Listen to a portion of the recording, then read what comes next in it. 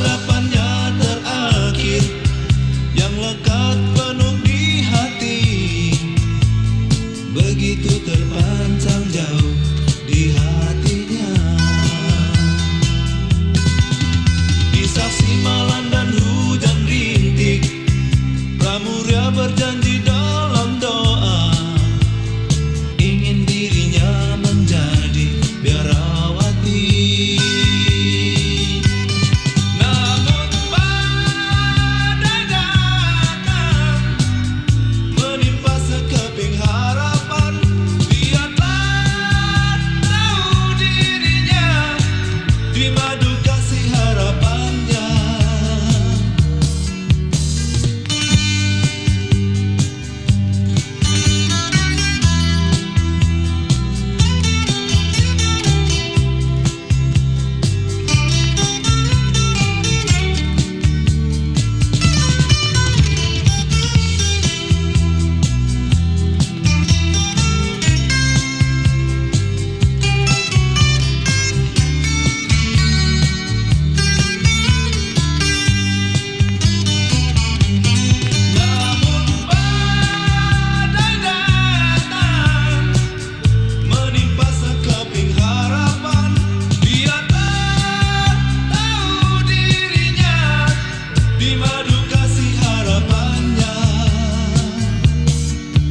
Inilah harapannya terakhir, yang lekat penuh di hati, begitu terpancang jauh di hatinya.